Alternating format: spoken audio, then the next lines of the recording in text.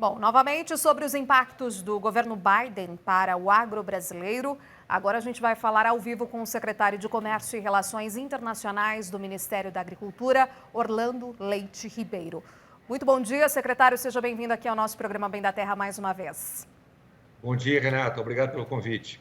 Bom, a gente pôde observar ali no discurso do novo governo dos Estados Unidos três pilares muito interessantes e importantes, os quais eu me referi há pouco também com o professor Marcos Ianchi, que é união, democracia e novas alianças. E, obviamente, a gente sabe dessa relação muito importante e diplomática que há entre Estados Unidos e Brasil. A gente consegue entender e ver mais oportunidades ainda para o agro brasileiro? Como é que vem esse desenho na sua avaliação, secretário? Renata, acho que você tem toda a razão na sua avaliação. A política externa de um país, ela reflete os seus interesses internos. E com um governo democrata, espera-se, como você também mencionou, o retorno dos Estados Unidos a uma série de acordos, inclusive ao Acordo do Clima. Há uma preocupação maior com a questão do meio ambiente. E por que isso tem efeito positivo para a relação entre os Estados Unidos e o Brasil? Para que os Estados Unidos alcancem um nível pretendido de emissões de gases de efeito estufa, ele terá que tomar algumas medidas. Uma delas, por exemplo, é implementar de fato o E10, que é aquela política de 10% de mistura de etanol em gasolina. E quem sabe se mover para o E15. Se isso acontecer, há sim uma possibilidade de maiores exportações do Brasil para os Estados Unidos de etanol. Lembrando que aqui no Brasil, o etanol é feito a partir da cana-de-açúcar e tem uma pegada de carbono, portanto, melhor, e nos Estados Unidos é feito a partir do milho. Também deverá ter um aumento, obviamente, uma pressão maior pela transformação de milho em etanol nos Estados Unidos, o que fará também com que hajam movimentos nesse mercado, que é muito importante para a alimentação animal do Brasil.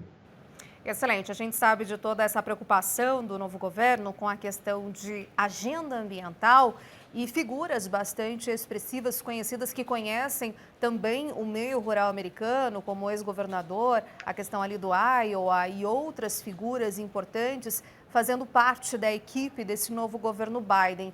Pelo fato deles conhecerem a fundo, né, claro, toda essa questão de energia limpa e todas essas oportunidades, a gente consegue então trazer assim uma linha também bastante importante para o Brasil, vislumbrando ainda mais oportunidades, sem deixar, né, claro, não deixando de esquecer do que fazer aqui também no país frente à questão de regularização fundiária, aplicação de código florestal. Então, é nesse sentido que a gente tende a trabalhar, secretário.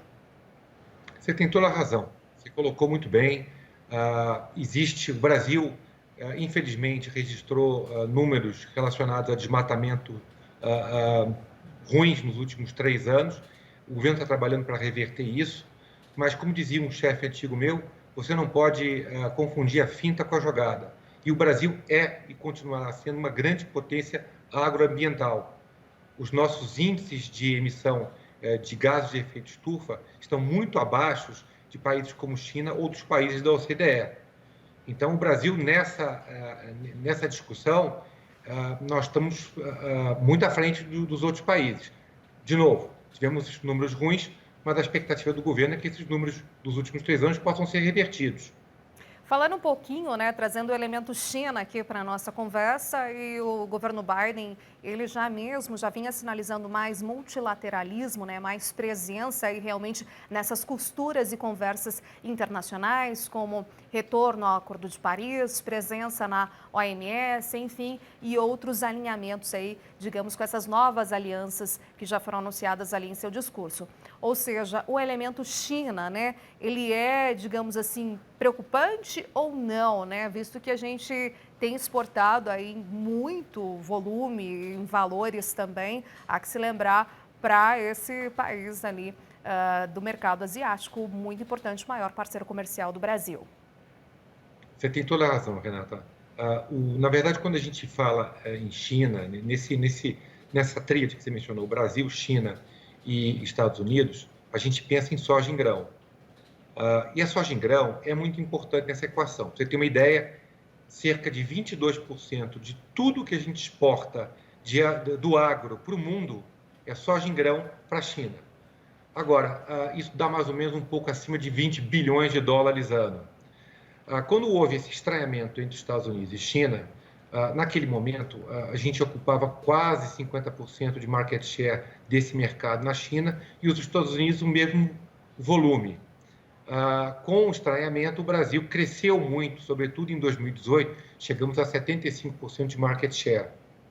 Agora, de lá para cá, a China também ela houve uma redução, primeiro por conta da peste suína africana, menor demanda pela soja em grão, mas depois ela veio aumentando. Então, a minha expectativa é que haja uma reorganização do market share, mas que a gente continue exportando em torno de 20 bilhões com o aumento da demanda chinesa pela soja brasileira. Aí, Quais? lembrando que também Uhum, nós exportamos em dois momentos distintos. O uhum. Brasil exporta a soja, sobretudo, no primeiro semestre, e os Estados Unidos exportam no segundo semestre. Então, de alguma forma, as exportações são complementares. Exatamente. A gente tem, por exemplo, né, Estados Unidos e Brasil complementares aí nessa agenda mundial de segurança alimentar, de garantia. Ou seja, é uma oportunidade também para se firmar aí maior cooperação, né? Além dessas questões da agenda ambiental, a gente se firmar nesse quesito também e ver oportunidades, por exemplo, em pesquisa, desenvolvimento, tecnologia 4.0, muitos já falam em 5.0 aqui no nosso Brasil com os Estados Unidos? Olha, o Vilsack, que é o secretário Vilsack, que foi indicado pelo presidente Biden, ele já tinha exercido essa mesma função no governo Obama. E naquela época, nós tivemos uma excelente relação de cooperação com os Estados Unidos. Nós trabalhávamos muito afinado com eles nos organismos internacionais, porque ambos os países defendem a ciência acima de tudo, em contraposição ao princípio da precaução que é defendido, por exemplo, pela União Europeia. Naquela época, por exemplo, o Wilson tinha uma subsecretária, chamava-se Darcy Vetter. O relacionamento com ela era absolutamente afinado. Conseguimos aprovar temas de grande interesse dos dois países no Codex, em que, enfim, graças justamente a essa composição, nós conseguimos arregimentar outros países asiáticos, países da América do Sul, mas tudo coordenado por Brasil e Estados Unidos. A minha expectativa é que essa parceria se renove agora nesse novo governo Biden e que a gente tenha aí um período muito frutífero aí, positivo, de cooperação nos organismos internacionais. Como é que vem então agora a conversa, né, o alinhamento de todos vocês do Ministério da Agricultura, inclusive também da própria ministra da Agricultura, Tereza Cristina, junto aí ao novo governo norte-americano, Orlando? Nós estamos esperando a confirmação do secretário Vilsack pelo Senado e imediatamente a ministra Tereza Cristina deverá procurá-lo para, enfim, parabenizá-lo pelas funções e já discutir alguns temas, já colocar sobre a mesa alguns temas que nós temos de interesse comum. Como você mencionou, e eu também indiquei aqui, a pauta de cooperação entre Brasil e Estados Unidos, ela é muito grande. Os Estados Unidos não são exatamente um destino importantíssimo para o nosso agro. Nós exportamos, sim, volumes em torno, acho que, 2 bilhões e meio de dólares, mas enfim, a pauta mais importante é a pauta de cooperação. É o que nós podemos fazer juntos em outros mercados. E você mencionou ao começo aqui a questão do etanol. Brasil e Estados Unidos, eles praticamente produzem todo o etanol que é produzido no mundo, né? E é um momento que a gente tem de se juntar com eles num esforço para tornar o etanol uma commodity usada em mais países. Isso tem, inclusive, impactos muito positivos para a questão ambiental, como você mesmo assinalou. Perfeito, então, secretário, muito obrigada então pela entrevista aqui ao nosso programa Bem da Terra, dando todo esse desdobramento aí depois, né, um dia após a cerimônia de posse do novo governo norte-americano, Joe Biden. Obrigada, até Prazer, uma Edir. próxima oportunidade. Prazer, bom dia, muito obrigado pelo convite. Obrigada.